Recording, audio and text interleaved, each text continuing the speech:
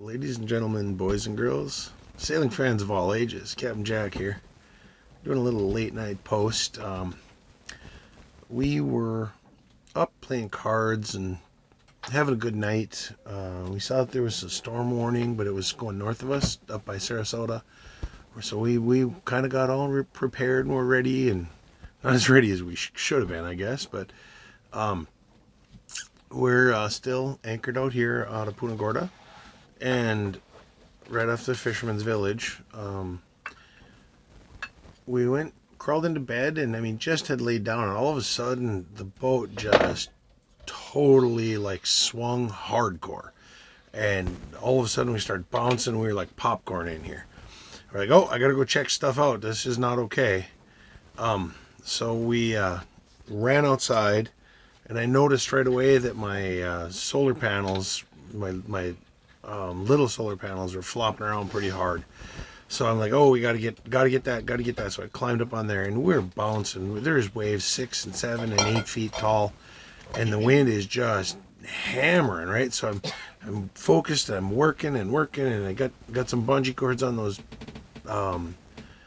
solar panels, and like, hey, good deal, I saved them. And I kind of looked up, and we were dragging down on, we were maybe 35, 40 feet from this wooden trawler that was, I'm gonna say, 400 yards behind us.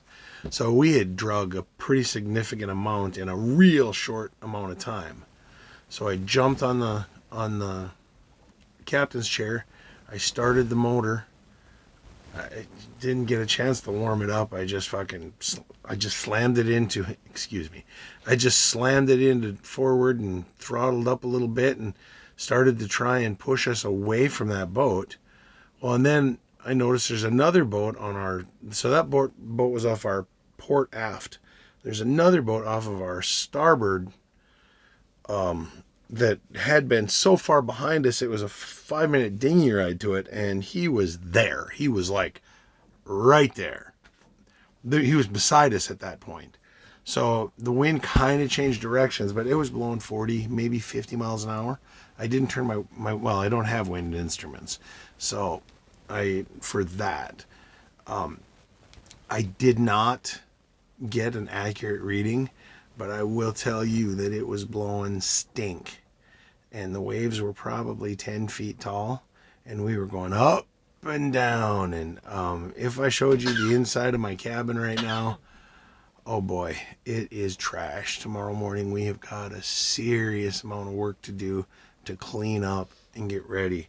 You know, it was just completely out of the blue. My friend Justin was over here, and he said he'd never seen anything like that. It just was calm, and then it was not even a little bit calm. It was crazy, crazy, crazy. And it went for almost an hour. And I'm running the motor and throttling up when we get blown over towards the boat to kind of try and bring the front end back around. After it all settled down, the wind had slowed way down to 24 miles an hour. I called Justin, who was on his boat, and he's like, "This is crazy, huh?" And he's laughing. He's thinking it's fun. I'm like, "Yeah, we almost blew into that wooden trawler that's out here." And he's like, "Oh, not good, not good." And I said, "I might need you to come over to help a little bit because we got to reset the anchor." And so he called back a little bit later, and he's like, "You're crazy if you're setting the anchor at night, buddy." And I'm like, "Man, I really don't have a choice. We're really close." And so he motored over here in the Whaler, which is his dinghy, and we pulled forward and to the port side, probably 400 or 500 yards. I reset the anchor. I put out another 20 feet of chain, so we have 100 feet of chain out. We were at 80 feet out, which is normally pretty good. Just, man, that was one of the scariest moments. I'm thinking we're gonna lose our boat. We're gonna be in trouble here. If we would have hit that big heavy wooden boat, it would have been bad. It would have been real bad. And it felt like we were closer than, and I mean, after everything settled down, we were a boat length and a half, so maybe 50 feet from it. Close enough where Justin said, "No, you're not safe. You do have to move this thing." So I had Justin drive. I went up and I pulled up the anchor. We got it. It had reset pretty hard. It probably wasn't going anywhere, but I was too close to that boat to risk it. So we upped the anchor, moved over, reset the anchor. I put out an extra 20 feet. Chain. I'm exhausted. Oh. But it was a real deal. I'm telling you, it was a real deal. So we're all safe. The boat didn't get hurt. We're gonna look everything over in daylight to make sure nothing's damaged.